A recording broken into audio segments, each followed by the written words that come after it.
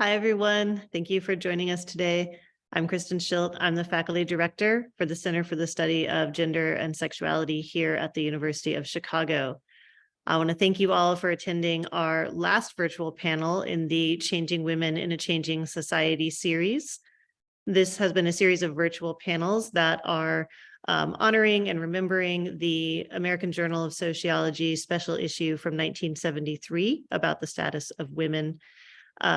Today, we are, instead of revisiting a key topic from that special issue, we are talking about something that couldn't have even really been imagined in 1973.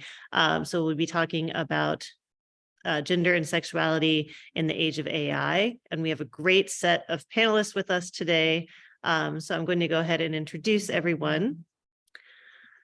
So we have Kendra Albert, who's a clinical instructor and director for the Initiative for a Representative First Amendment at Harvard University. We have Michele Gilman, professor of law and co-director for the Center on Applied Feminisms at the University of Baltimore. We have Aiha Nguyen, program director for labor futures at Data and Society Research Institute. And we have Waldman, who is professor of law at the University of California, Irvine School of Law. So thank you so much for joining us today, and I'm going to be our moderator.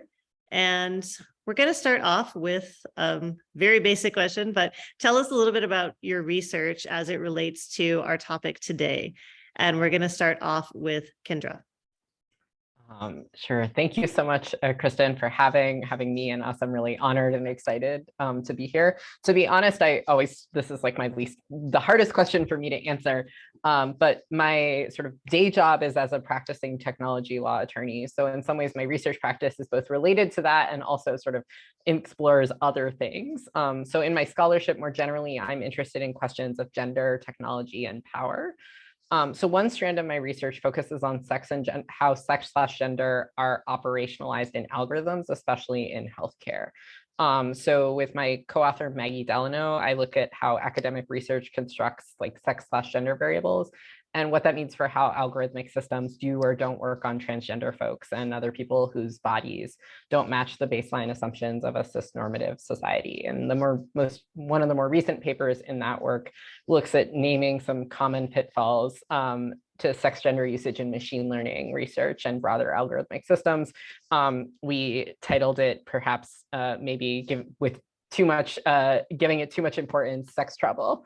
But another strand of my research focuses more steadily sort of on questions of surveillance, so specifically around sex work. So after a 2018 law called FOSTA, I work in community with sex workers to sort of look at how legal changes resulted in the suppression and monitoring of sex worker speech, and like sex workers and how people algorithmically profiled as sex workers experience sort of harm and displacement, deplatforming online. And that has sort of both an advocacy and research component, but also sort of a more kind of direct representation component. And I'll tee this up so we can talk about it later. That work has unfortunately translated quite well to some of the conversations that we're now having about speech related to abortion. So yeah, super thrilled to be here and excited to talk about these topics. Great, thank you. Aiha?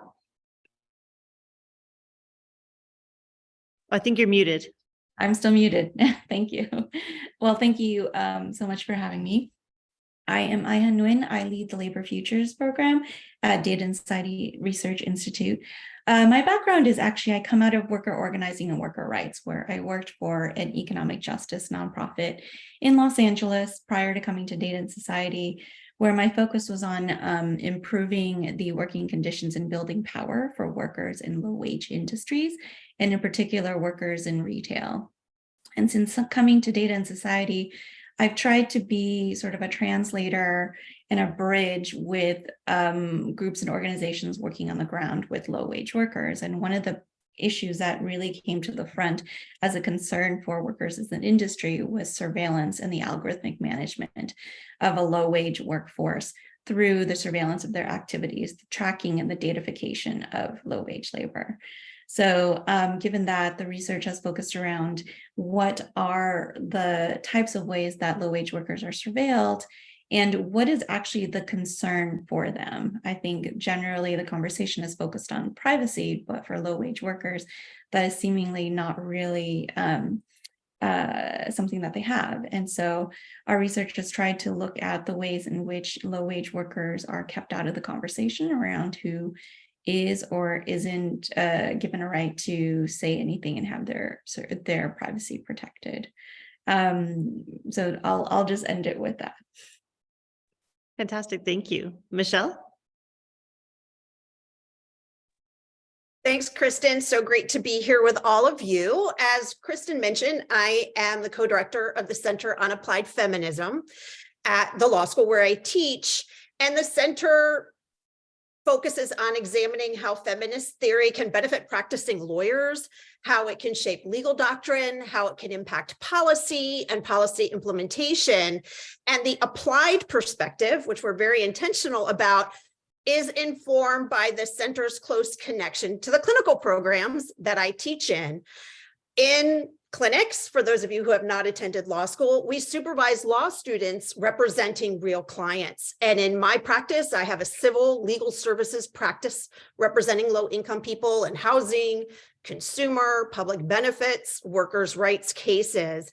And so I'm still a practicing lawyer, but in an academic setting. And increasingly through my dockets, I'm seeing how AI and automated decision-making systems are shaping my clients' lives and opportunities, and not in good ways. Now, to be sure, we are all subject to surveillance capitalism, right? The scraping of our personal data to profit tech companies. But members of marginalized groups face much greater harms from this big data ecosystem, and the harms are not evenly distributed across society, as we're going to talk about today. Sexism, racism, all sorts of discrimination runs rampant in the digital world. And so my research tracks these differences, analyzes legal remedies, and proposes legal reforms. So I'll just give you one quick example of the type of work we engage on in the center. So right now, my students are doing work around the issue of coerced debt in the hopes of enacting legislative reforms at the state level. So coerced debt is when an abusive partner takes out debt in their victim's name, either by duress or by fraud. And this happens in 52% of cases of intimate partner violence. It harms the credit of the victim. It makes it difficult for them to extract themselves from the abusive relationship because of their credit scores, right? Credit can be a barrier to accessing housing, utilities, getting a smartphone, sometimes even employment.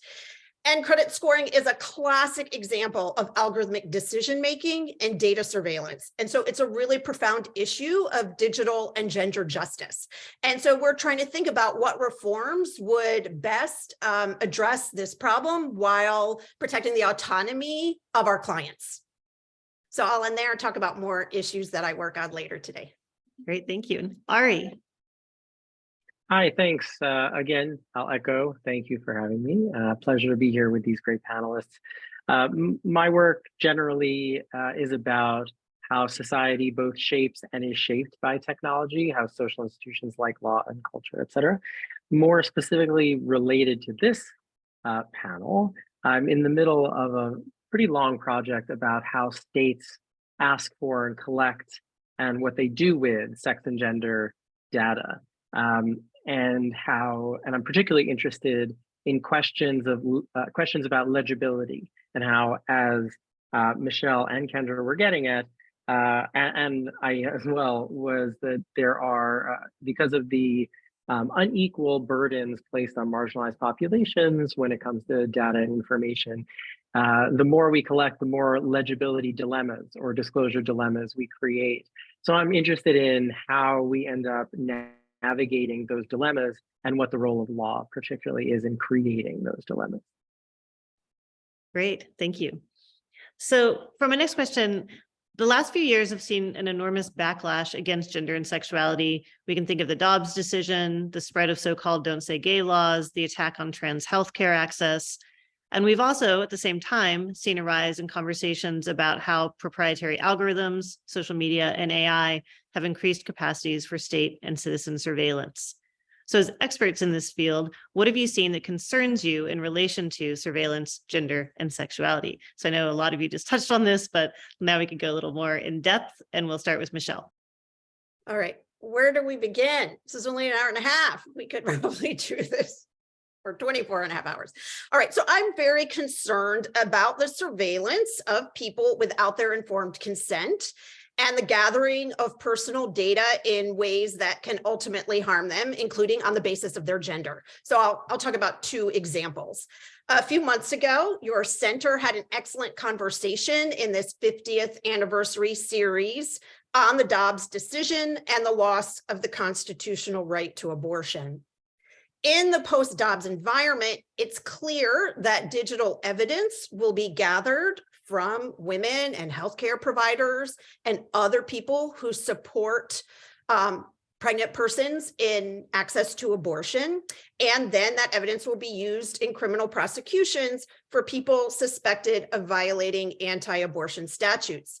And right now, there's very little regulation or restraint on these law enforcement practices.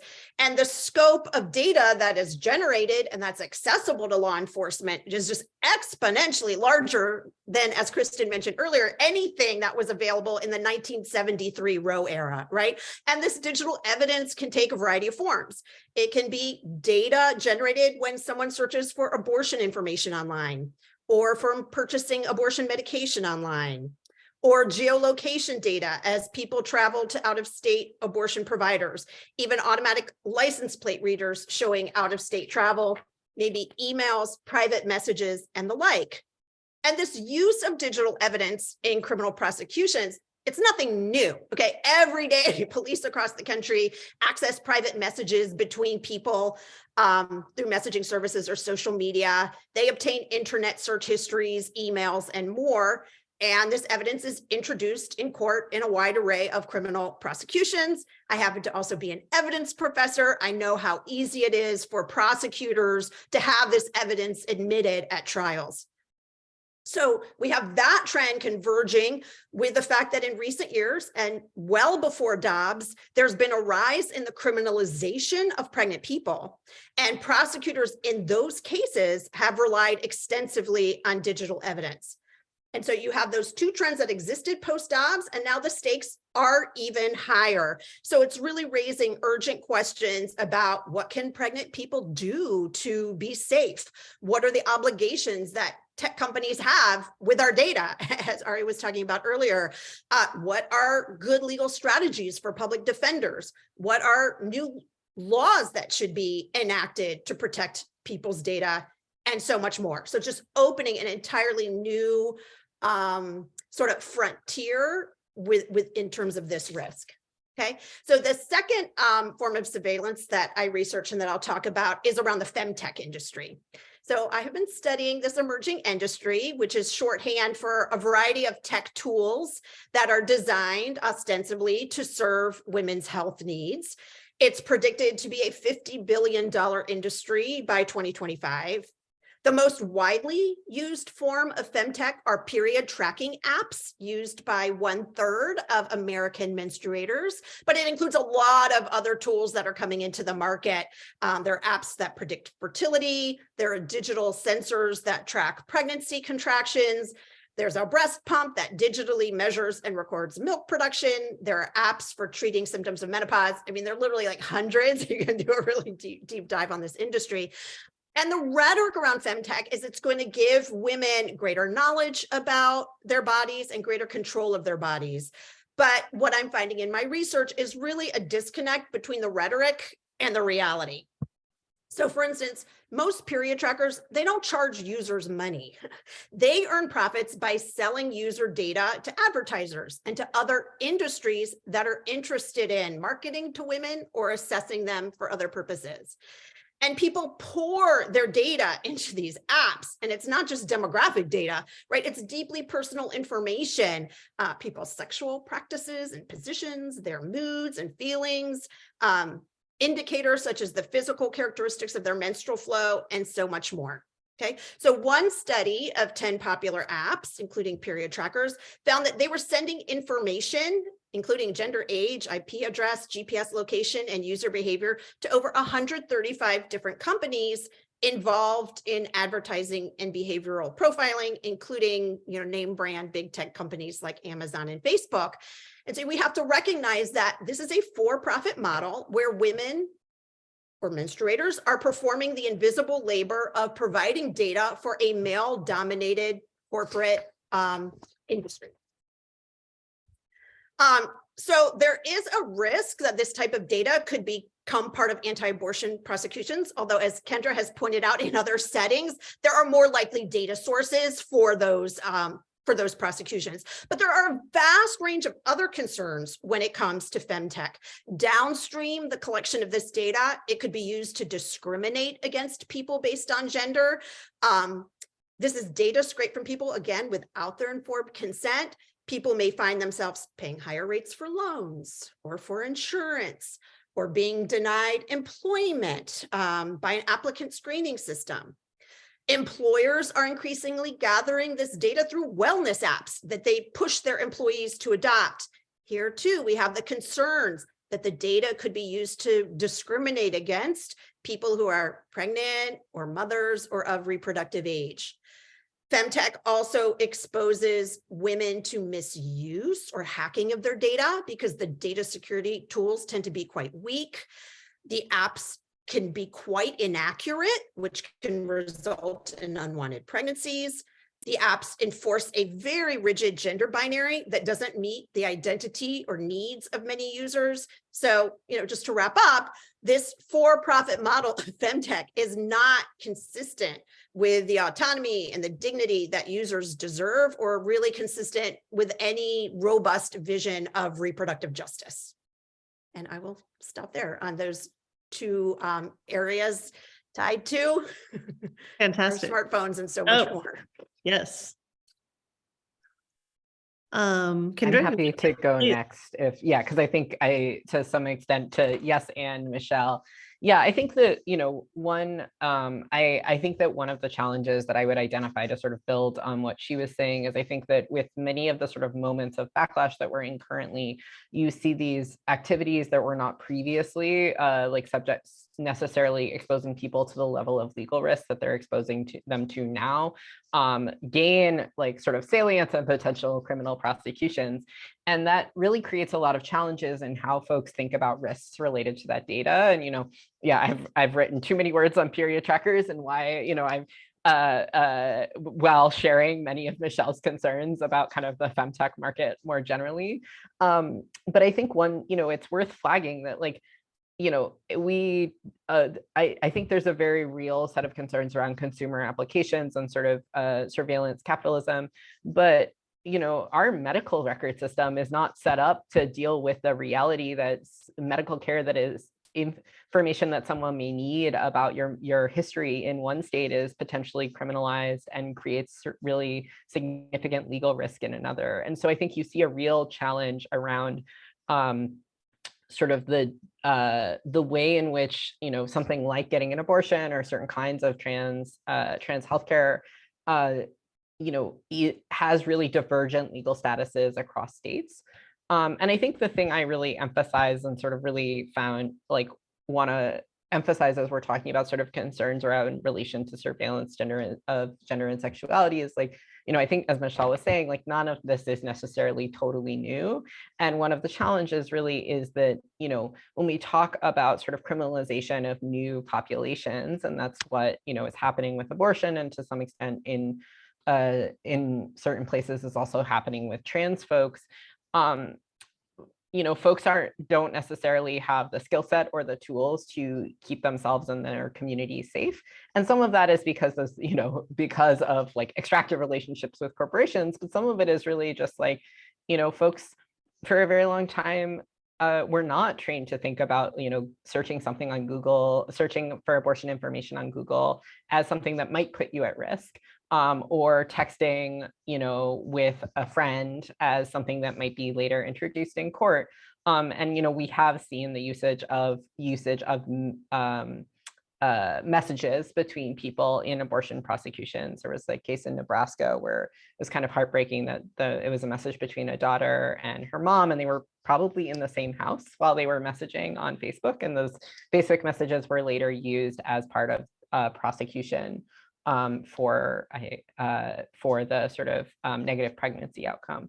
So I think, the thing to emphasize here that I also want to touch on is that, there are populations of folks who are very used to sort of being criminalized and not having options in terms of how their information is provided. And, I was talking about sort of low-wage workers who aren't actually in a position to sort of negotiate or to navigate privacy.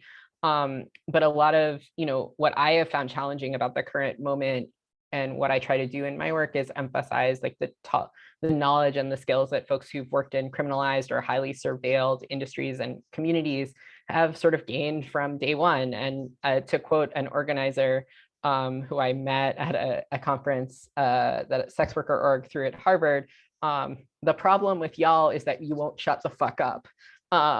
Was what she said to a sort of audience of mostly kind of academics and folks who were not engaged in, criminalized street-based sex work. So I think one of the part of what I would emphasize as the challenge beyond what Michele was talking about is the way in which actually the sort of either past histories of safety or maybe beliefs about safety actually are part of what makes it hard for folks who are now facing more risk to kind of navigate that in a way that is that allows them to make choices about their own safety and the folks that are around them. Great. Maybe I will jump in at this point and sort of pick up on the thread that both Kendra and Michele brought up, which is the offering of many of these like apps that can track periods, pregnancy. They're all part of a larger suite of apps that provide some type of often viewed as benefits, and many of them come through employers. And I think that's a big consideration we have to think about it, because employers are not deemed as healthcare providers, and so they're not subjected to many of the laws governing protection of this information. Yet employees often are electing into them because they like them, or in some cases because there are other benefits like reductions in medical costs that come with using a Fitbit or a mental health app. So we're moving, it's not just the physical health, but mental health and one's way of thinking, concerns, thoughts are considered part of what's being offered by employers.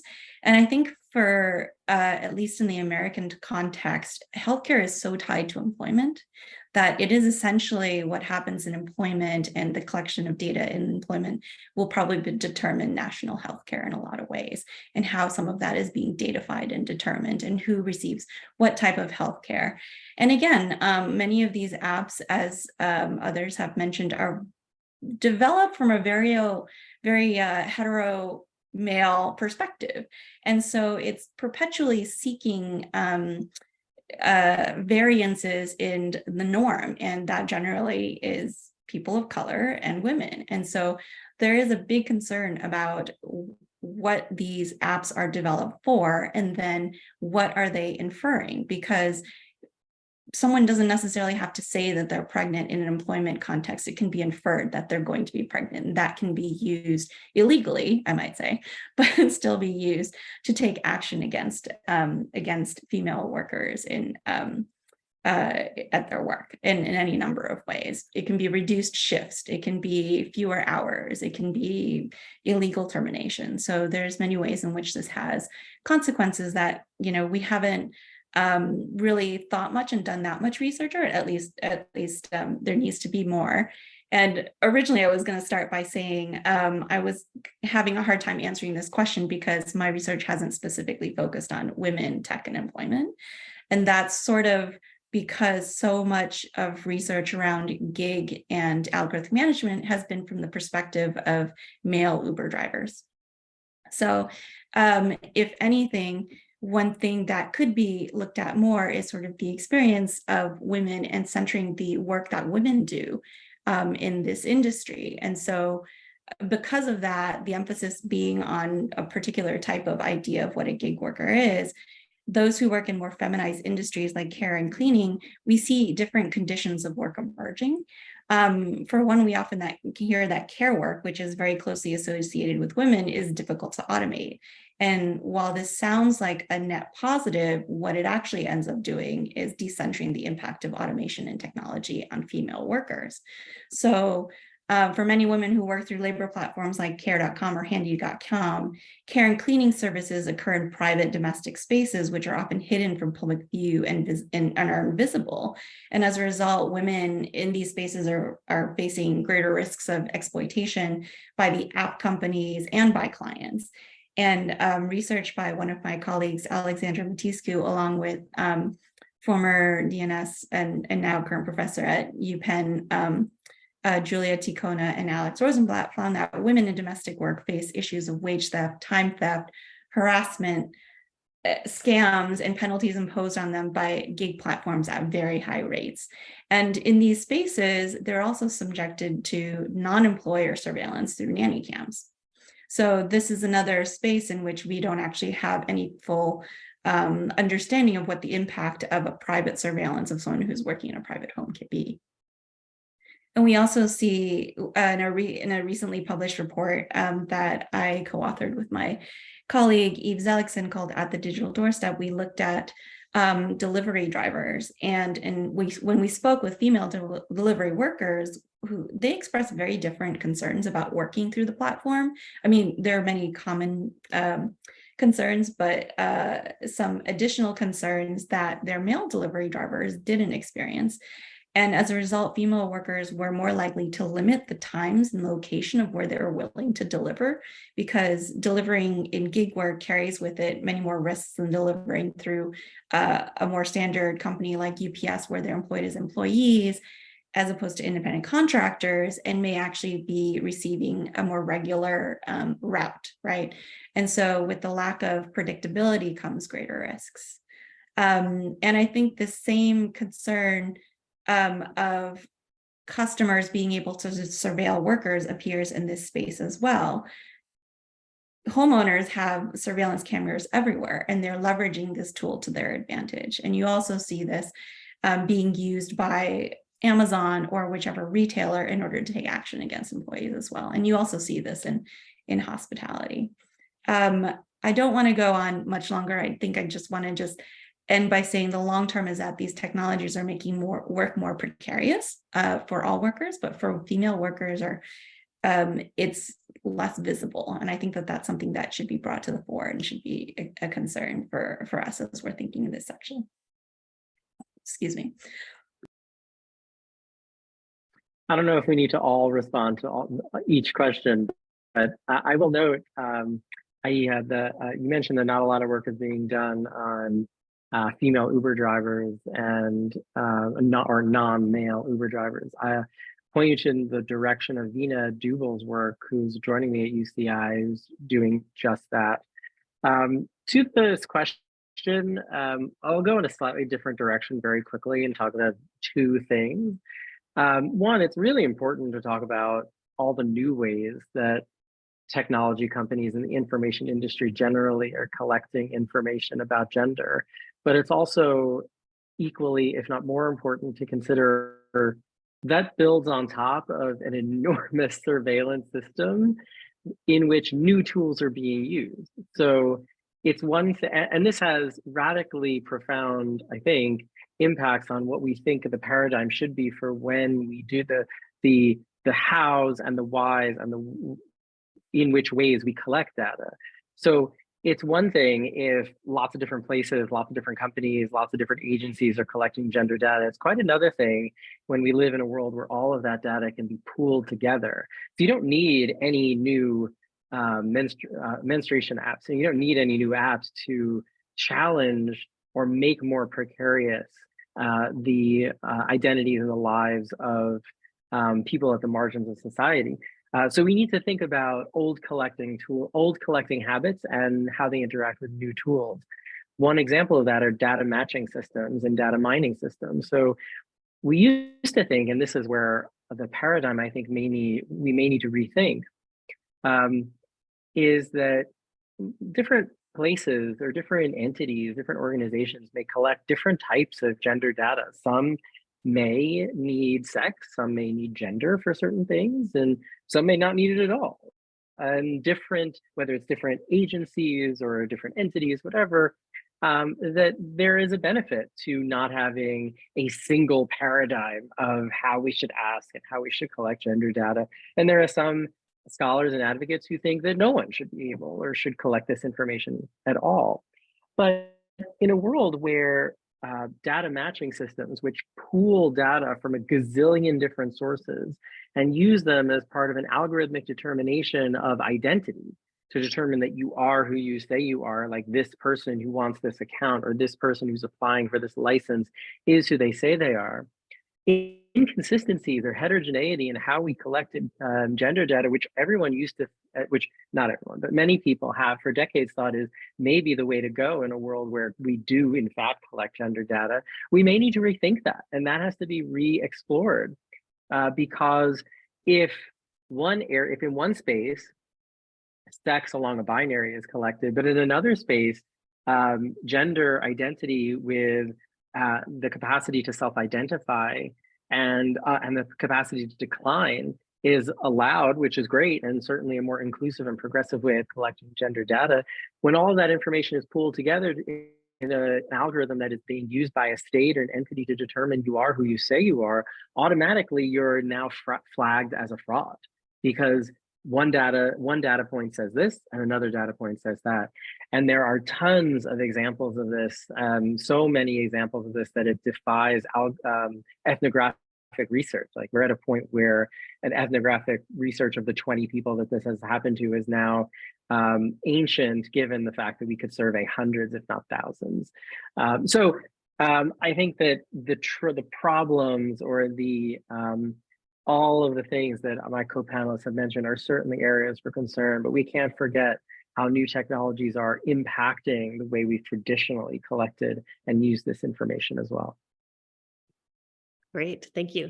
So my third question is about, we've touched on this too, but what research would you like to see coming out of gender and sexuality studies, right? So, I'm thinking like some of the most interesting work, which is why I asked you all to be on this panel, is coming out of law, and it's coming out of places like Data and Society or Microsoft Research with Mary Gray's work. I'm curious, like, what should sociologists of gender and sexuality be looking at, right, that kind of complements and builds on the work that all of you are doing? And I think, Ari, we are going to start with you. Let's go in reverse.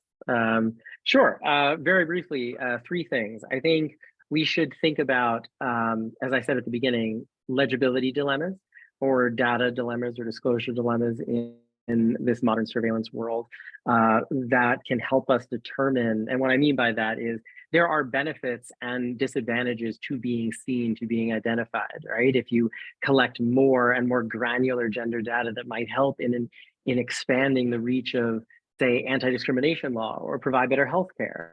But at the same time, the expansion of more detailed information in the hands of the carceral state can also allow the New York City Police Department to grab you off the street during a George Floyd protest and throw you in jail. So we need to investigate. So more scholarship needs to think about that. Scholarship in law and society also needs to think about legal responses to this. And it's beyond, as someone who comes from the privacy space, it is endlessly frustrating that many people think that some of the responses or the way to solve some of these things is through consent, that to the idea that a person who downloads an app or is deciding for themselves that they want to share this information on a forum can understand the downstream effects of the collection and sharing and pooling of this information just by having a little, almost like a privacy policy in front of them is bananas, because consent is actually really more, or because data collectors really take refuge in consent. As soon as someone signs it off, says, oh yeah, I'm going to click that, then they can do pretty much anything they want because they say consent, everyone has consented. So we need more investigation in more modern information economy centered responses that may require us to do far more than the neoliberal state has been used to doing over the last 30 years. And finally, as I said earlier, I think we need to start thinking about changing the paradigm about how we collect, the hows and whens and whys we collect sex and gender data to begin with. This debate has been going on for a really long time, but the research is not really updated for the most part for the information economy and for things like data mining and data matching tools. So do the folks who feel completely rationally that we should get out of the business, government, for example, should get out of the business entirely of collecting sex and gender data? Maybe. But people like Jessica Clark think that there are benefits in certain areas to collecting more and more granular data. So we really have to identify and figure out what should be this new paradigm for collecting gender data in an algorithmic society. Great, thank you. Aiha, do you want to go next? We have a question for you that I think kind of dovetails with this in the chat, where you had talked about domestic workers being surveilled, having less control over their environment with nanny cams. So someone asked if you could expand on that, and maybe we could talk more about what kind of work you'd like to see, particularly around like women in gig work, as you mentioned. Sure. Just the research around nanny cams has found that and I think this also applies to why a lot of homeowners get surveillance, like Ring doorbell cameras. They're sold as a tool of safety and security, that they will protect your children, they'll protect your property. But oftentimes what happens is that what's being captured on cameras is not, behavior that is criminal in any sense of the word, but it's used to end up managing a workforce. And so one would argue that that's the whole point of nanny cams, that you should be able to direct the worker that you have in your home. But, there is some level of like trust that needs to exist for workers. And in our research with delivery workers, that really very few people, when we talked to them, actually thought that their property was going to be damaged, but they were using the Ring doorbells in order to direct, punish, and even report behaviors of delivery workers. What we found was that domestic workers, and I would definitely recommend that you speak to Alexander Matiscu or Julia Ticona because they're the experts in this field, found was that they pretty much many households used nanny cams, and they knew that they were there. And so in some cases, workers were actually performing in a certain way in order to react to the nanny cam in ways that might have been necessary for their type of work. In terms of the research that you think additional research that we should do? I think one of the things that's sort of come out in the work around gig work is that this model of gig work is actually not new. It's existed for a very long time. And some people would even say that sort of the idea of temp work like this began in a large scale when women entered the workforce. Many of them worked at temporary agencies because the jobs were meant to be temporary. Women were working for a little extra money, but it wasn't a full-time job. And so there's interestingly like a very strong connection between how this type of work is valued and how women's work is valued that maybe could use a little bit more exploring related to this topic. I think what I mentioned earlier in terms of the role of employers and how they're sort of central in this conversation around collection of data, particularly around health and mental health, and even apps that are meant to help people budget, mainly because they're not making enough, but to help them budget really gives a lot of power to employers when they're able to have access to this type of information. And we haven't really interrogated sort of where the employer is being more and more involved in sort of establishing the baseline for how our economy works and our healthcare system works. But I actually had a hard time answering this question because it's not an area that I'm too familiar with. But I think more research that could be done at the intersection of future work and gender and race and caste, which are also issues that exist outside of the US that maybe we don't think about as much, would be really helpful for us to really expand our understanding of this particular topic. Great, thank you. Kendra?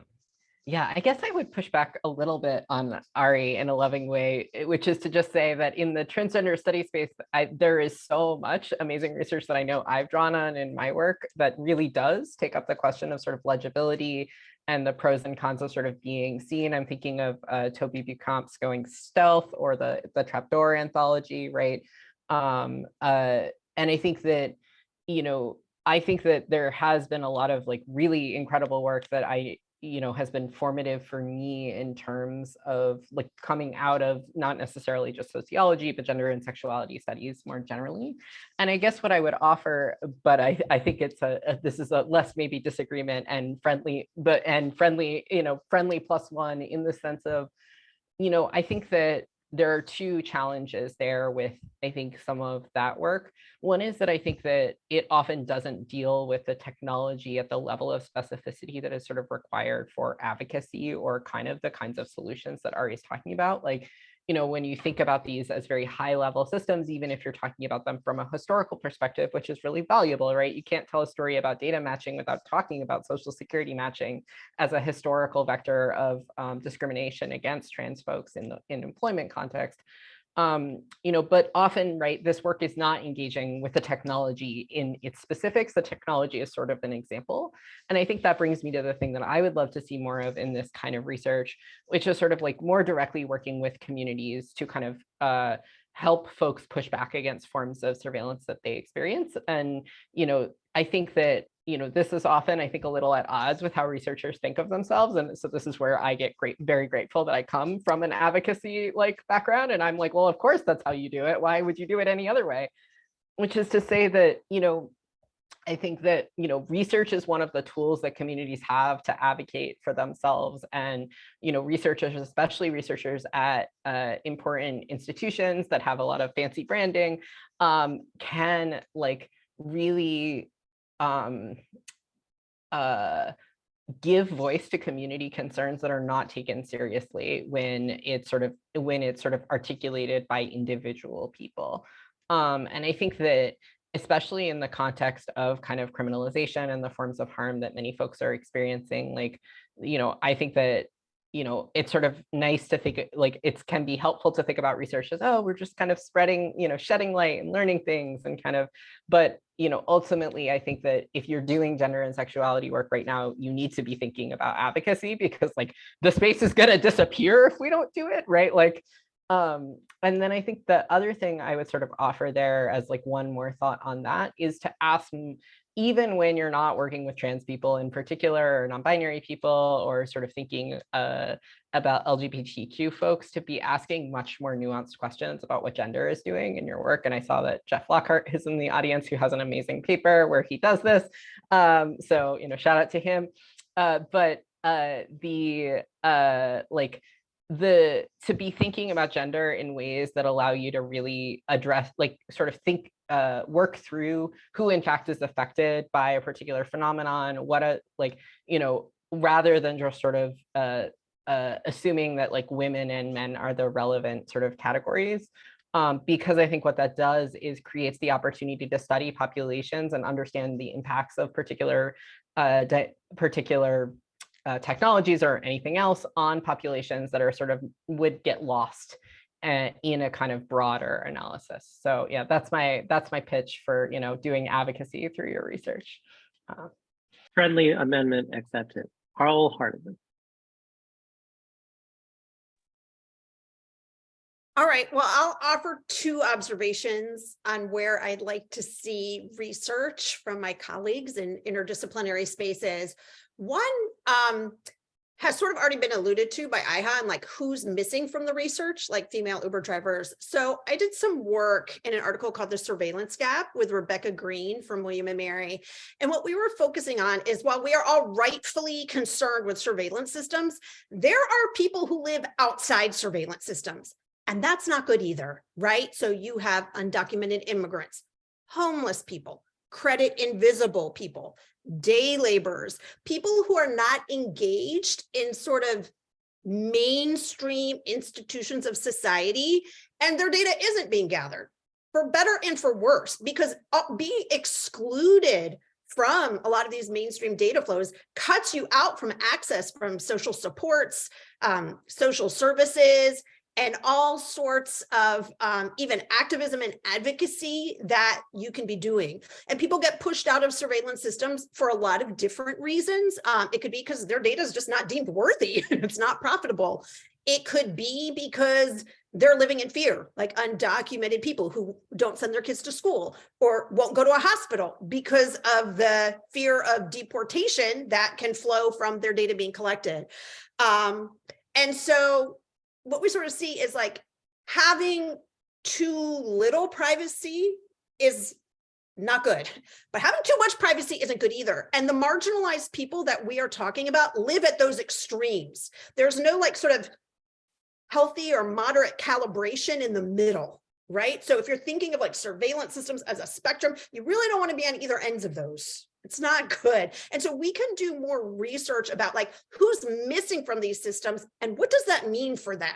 It's not necessarily a desirable place to be. So that's one thought.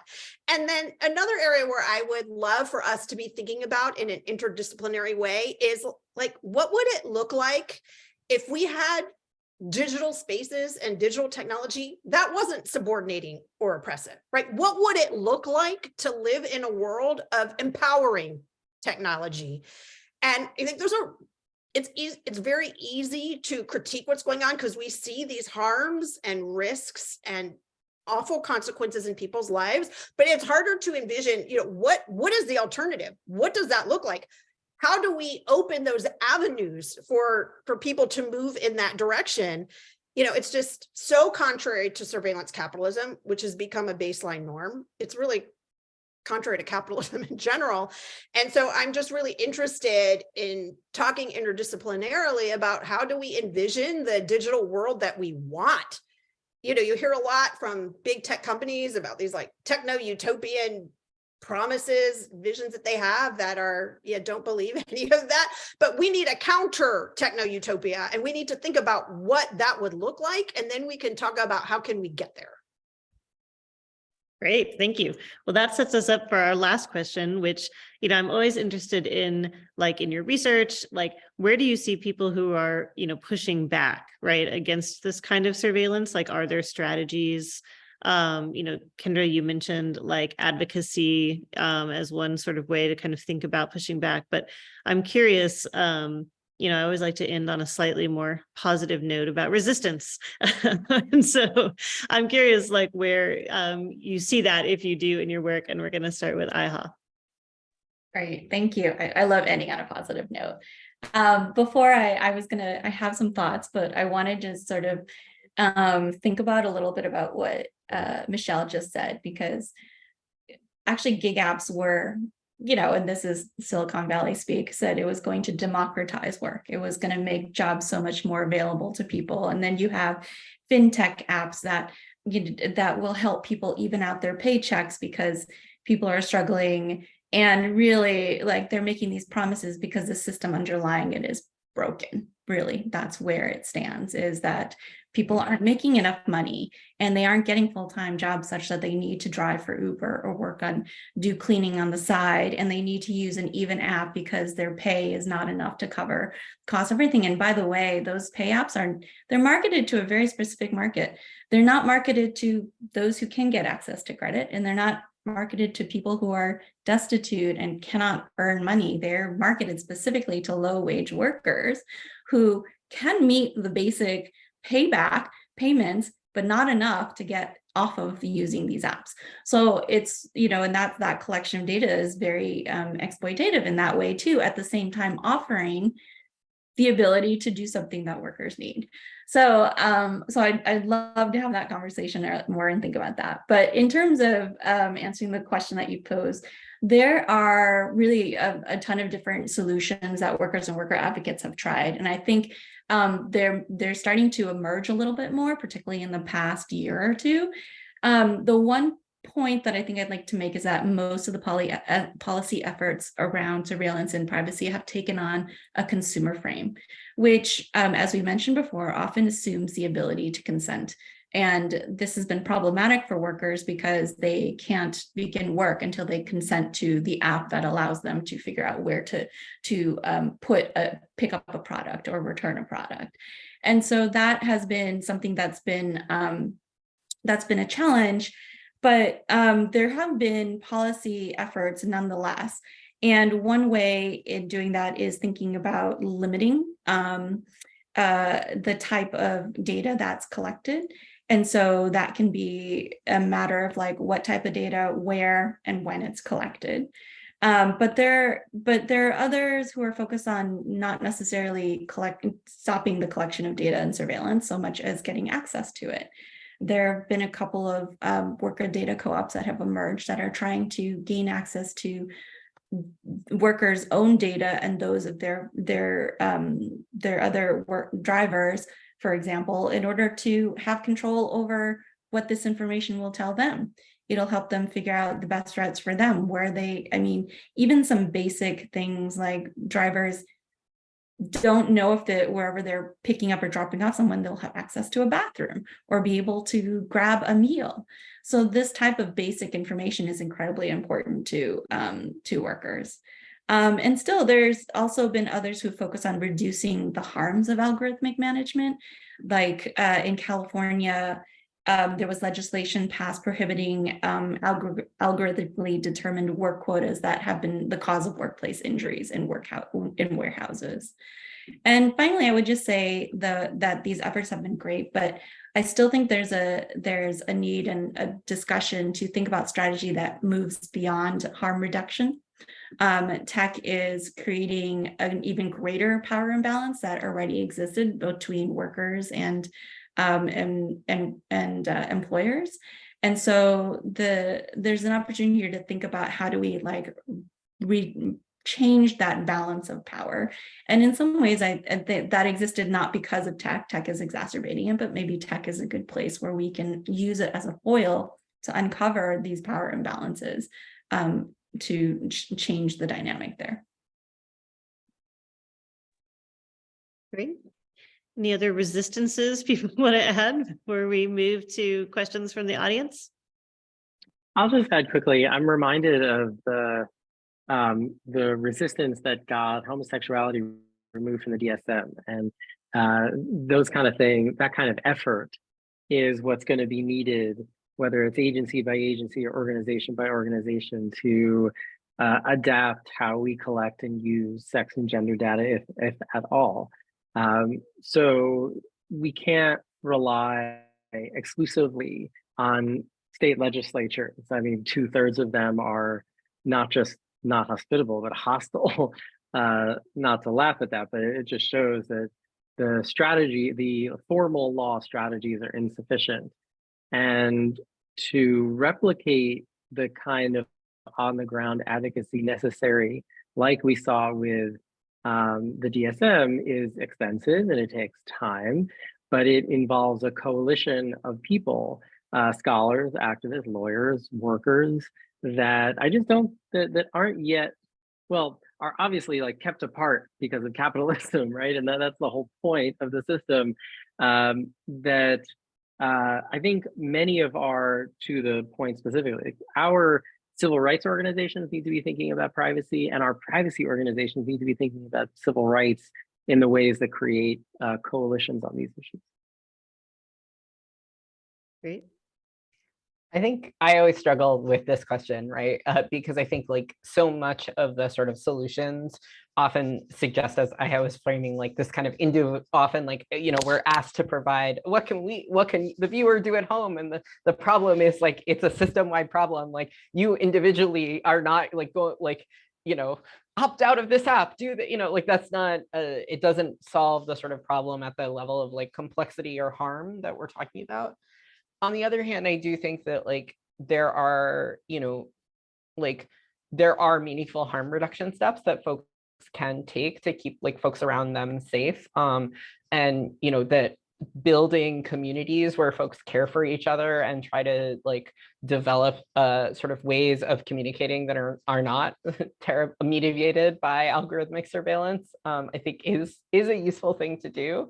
So I think that like having just said, I don't think there are individual solutions. I do think that moving to the extent that it's possible for you to move conversations or spaces that are important to you to sort of platforms that are not susceptible, that are not sort of actively surveilled or open to the government, especially if you are a person who is, talking about abortion or transition.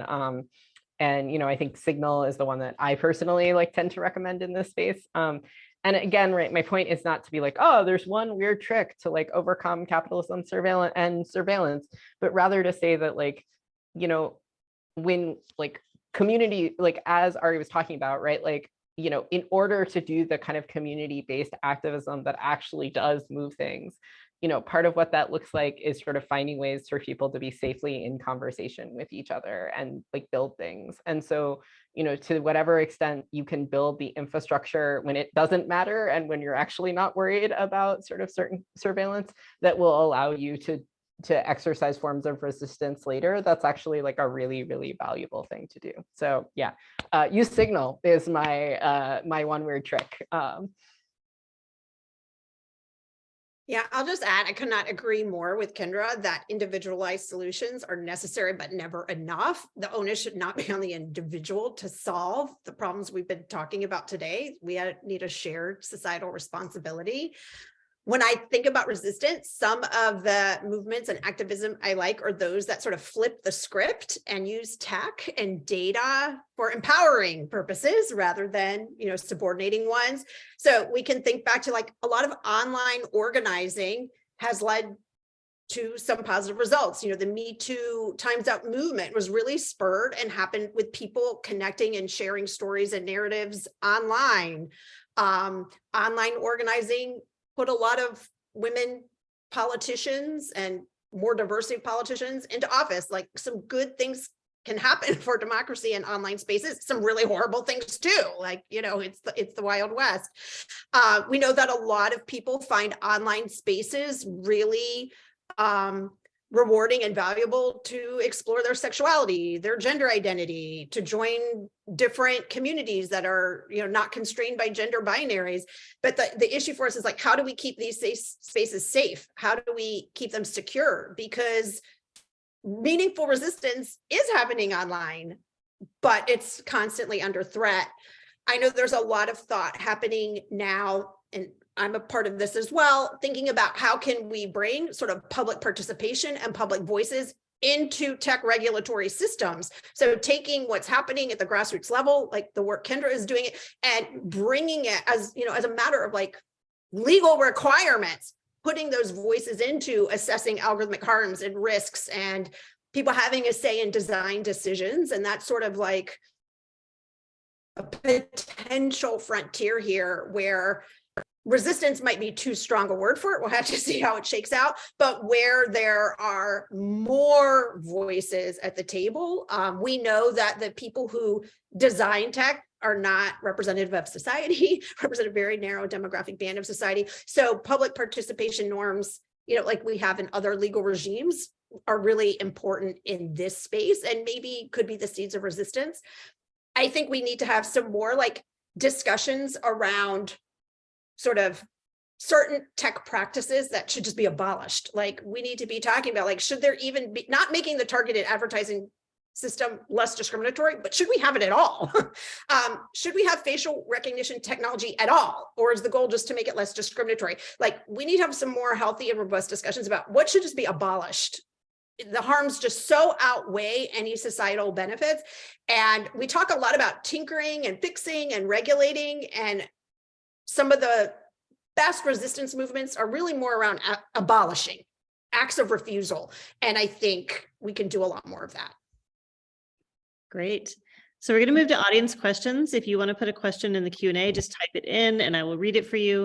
And we have one that says, given the complexity of use cases, would it be enough to legally require expiration and deletion? So I'm guessing that's around user data and apps.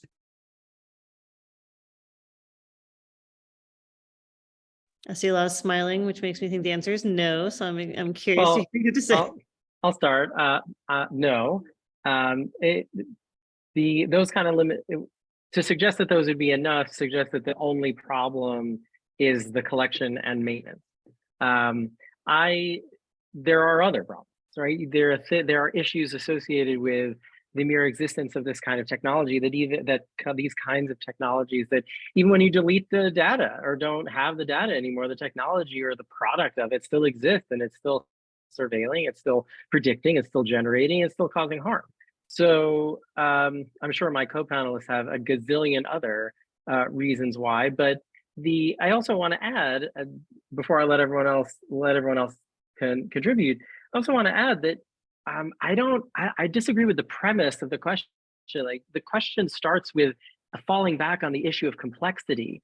A car is really complex. An airplane is really complex too, but that doesn't mean that we have problems regulating them, right? So there's nothing unique in that way. And in fact, AI, there are certainly things that are different about algorithmic technologies. There's something different between them and a phone, or an automobile and a phone, of course.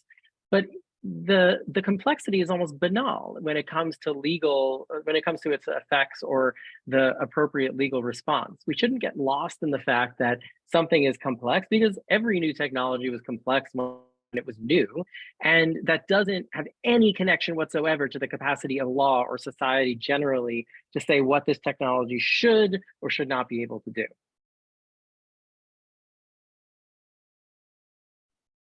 Yeah, I mean, to second Ari, I think it, like, expiration and deletion, no, it doesn't solve the problem.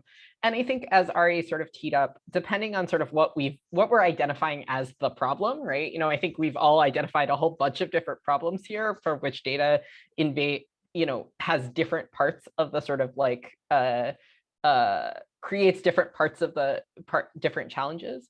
But I also think that, like, one thing that I think, and Ari sort of touched on this when he was talking a little bit about pushback that folks have around sort of gender and sex collection data. And, I think Michele and I have also touched on this in various ways when we're talking about the value of, like, why people use nanny cams or why people use femtech apps. I think that there are, like, genuinely questions about how to meet some of the needs that certain kinds of data collection are used for in an environment where that data is causing harm to either a subsection or many, many, many people, right? And I think that, like, to me, the nanny cam is not enough, like, that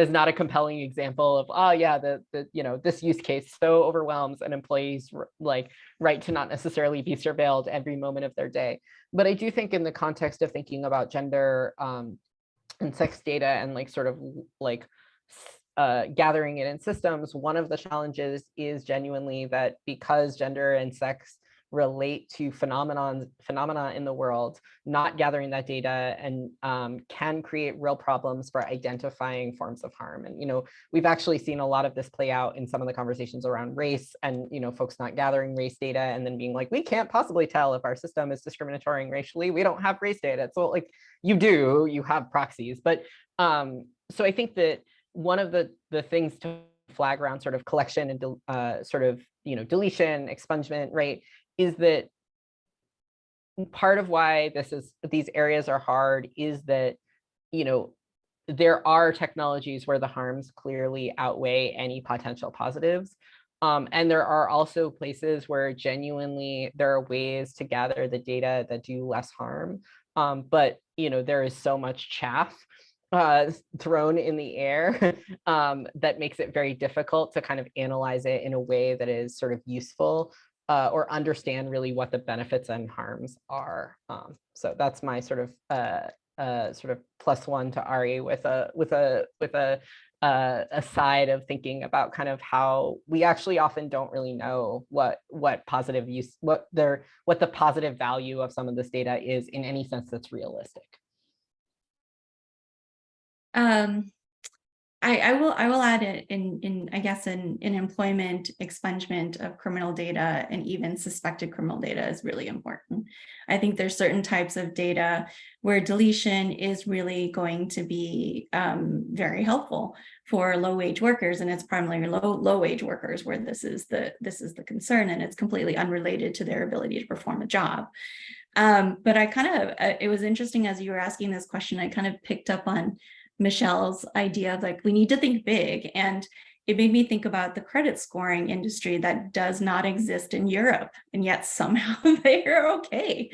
Nobody has a credit score over there.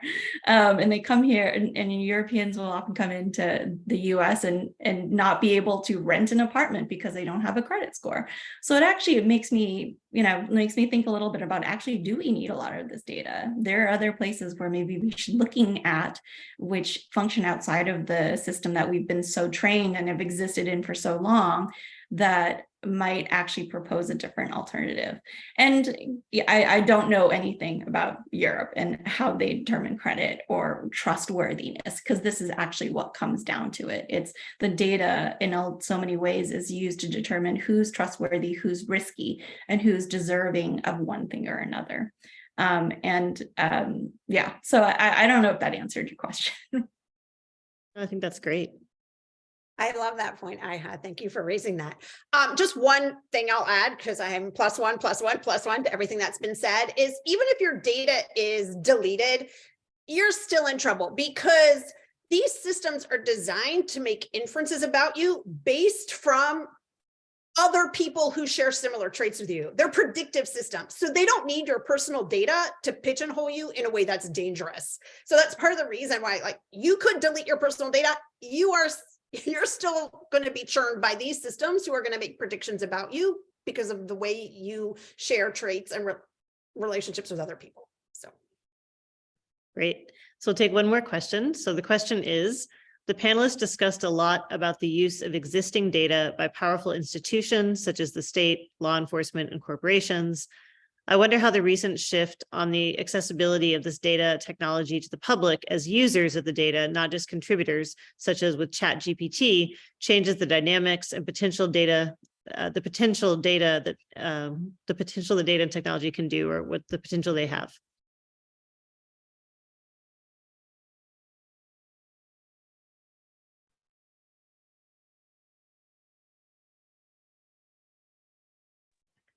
I mean, I'll go first. I was sort of, I feel like I was maybe playing chicken with Ari, because I a little bit want to hear his take on this as well as other folks. I mean, I think that the idea that ChatGPT or like similar kinds of large language models allow sort of the public to like, use this data in a way that is similar to the sort of power of the institutions that we're talking about is illusory, right?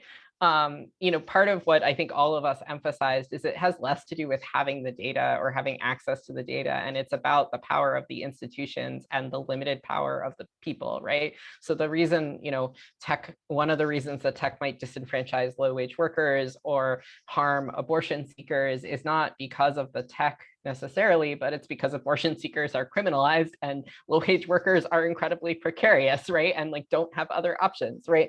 So the concept that it's sort of about the technology at all, or about the tool, like the uses of the technology, I think sort of is in contrast to the fact that like why these systems are powerful is in part because they are deployed by the people with the power to make sure that you cannot opt out, to make sure that they get the access to the information that they want, to put you in jail, to have a monopoly on the use of force, right?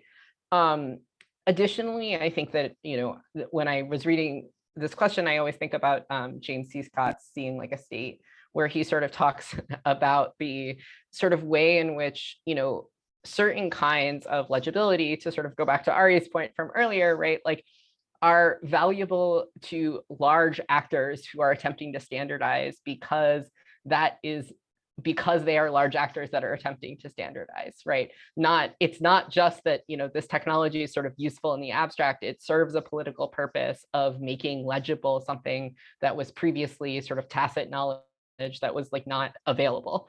And so I think that like, if you think about it from that angle, right, from something like a large language model, for sort of consuming a large amount of data and then reciting it back in a new format, right? The idea that it would ever sort of like, even if it's accessible to end users, ever slant the power dynamic feels much more unrealistic. So I don't mean to pick on the questioner. I think there are lots of ways in which there are real questions about how people having access to these tools might develop use cases that allow them to be used as if for forms of certain kinds of counterpower, but I don't think it's ever it never will be consonant with the sort of power of large institutions that are deploying them.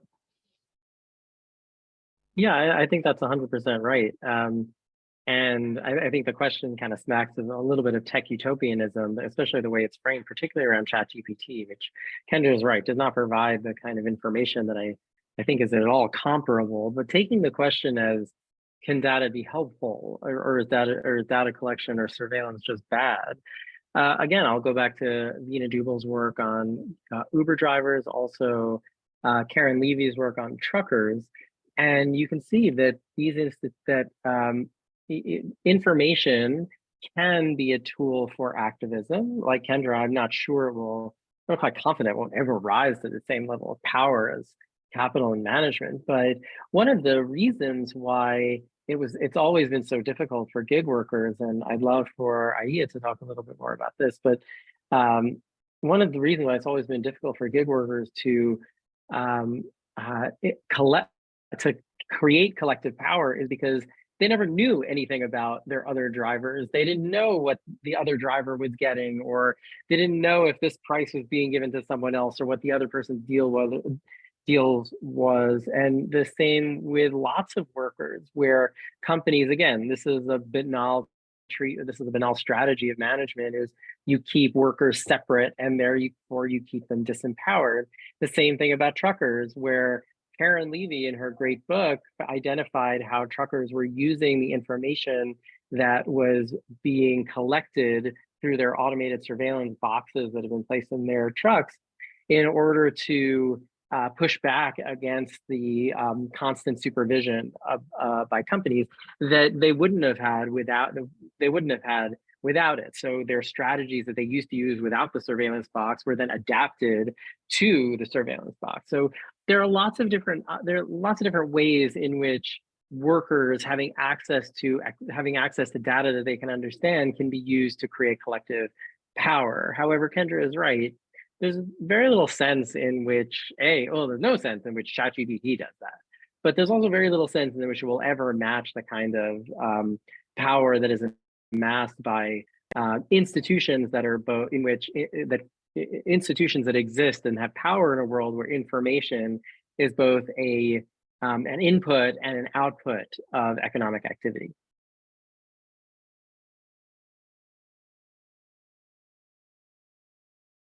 I think those are very important points. Oh, sorry. Aiha, do you want to go? No, I just have a quick thought, because I thought this question was really thought-provoking, and I was reading it and I was like, my first thought was, you're never not a contributor. That's not a thing. So you can't have that duality. But I'm thinking my clients and ChatGPT are often they're on different planets. A lot of my clients don't have access to reliable broadband. They may not have access to a smartphone or computer at all. If they do access the internet, it is usually through a smartphone, which tends to have more limited capabilities and how you can access it and use it. So I just want to point out, there are millions of people in our society for whom this question is really irrelevant. I did not want to end because I don't have anything insightful to say, unfortunately. Just only to agree with all the other presenters that I think really it isn't a question that I think it's not an even playing field at all. And I think I can't help but think about the Writers Guild strike right now, which is to some extent tied to ChatGPT, because there's this threat that studio executives can, throw a prompt into GPT and they'll produce a mock-up of a story and then hire much fewer writers in order to, edit it and make it a good screenplay in some way. And this is based on, stories that may have been written by screenwriters before. So it's an interesting conversation. I feel like maybe it falls along the lines of sort of like it's democratizing something for everybody. at no cost to everyone, but there are some people who always bear more costs of this and have more access and more power through it. So yeah, I will just end it at that. Fantastic. Well, we will stop here. Thank you so much for spending your afternoon with us. We really appreciated it. And I wish we could continue this conversation endlessly about our techno future utopia. But thank you so much. I really appreciated learning from you and getting to hear from all of you. And I hope everyone in the audience looks up the work of everyone here because it's really fantastic. So thank you all. Thank you for having us. Thank you so much, Kristen, Thank and the you. center.